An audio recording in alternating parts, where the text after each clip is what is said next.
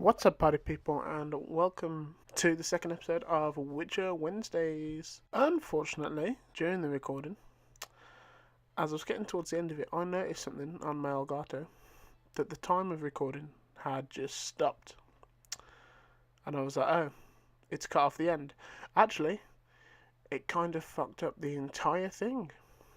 In the gameplay, there's no sound. It comes back in little points. There'll be some sound here, some sound there.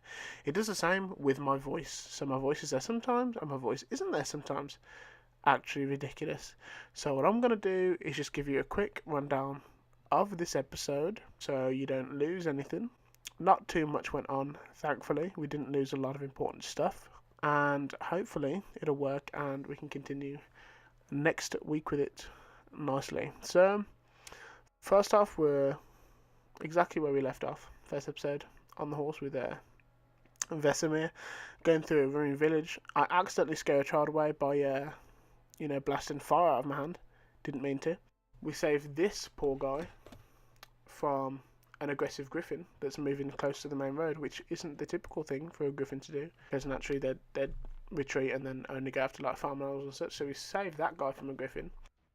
Because of him, we're able to go to a nice pub and that his cousin runs. Inside the pub, obviously everything was on the house because we saved it, which is great.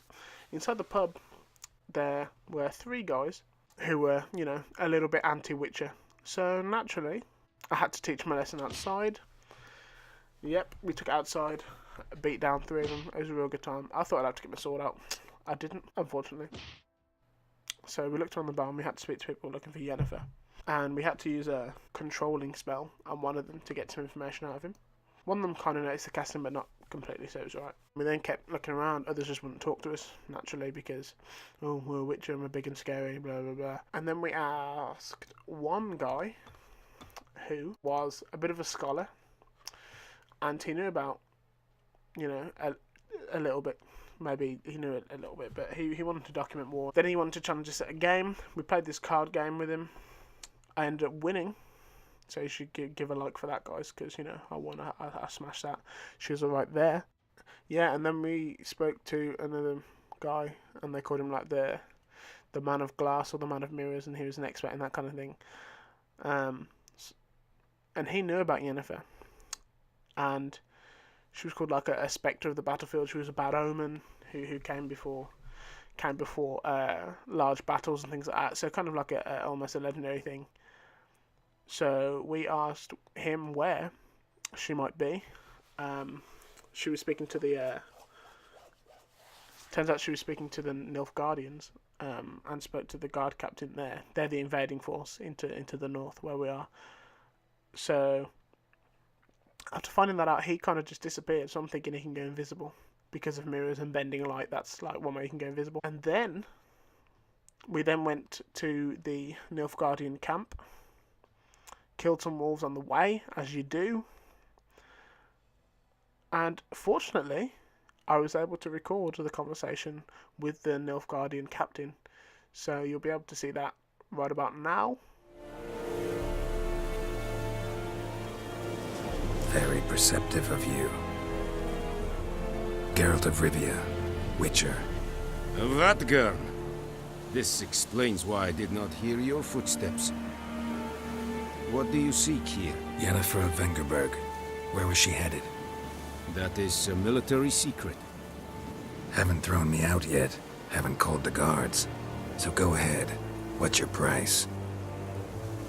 There is a griffin in the area. Slay it, and then I shall see what I can do. Why do you care about this griffin? Because I care about people.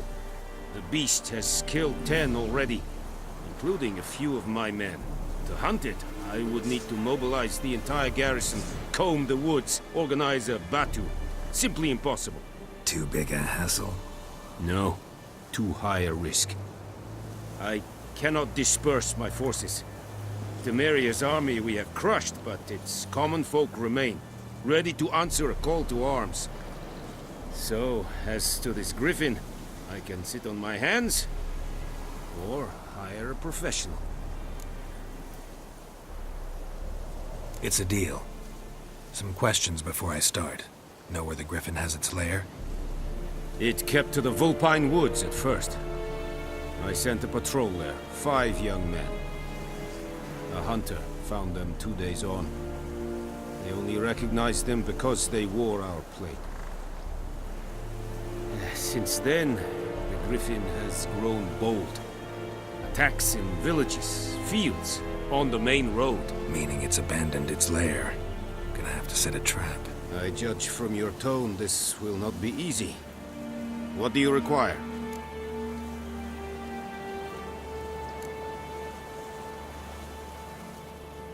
Need more information about this Griffin.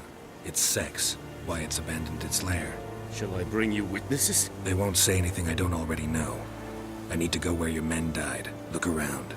What's the name of the hunter who found them? Mislav. He has a hut south of the village, very near the wood. Helpful fellow. A little strange, though. I'll need bait. A specific herb. Buckthorn. Scent should lure the Griffin from 10 miles off. Buckthorn? I do not know this. But I am not yet fluent in the common tongue. Probably mastered the basics, though. Hands up. Kill them. No. First came idioms. Don't play with fire, for example. Go to Tomira, an herbalist. She lives near the crossroads. She will aid you. Tomira and Mislav. Thanks. Es sunt jakten.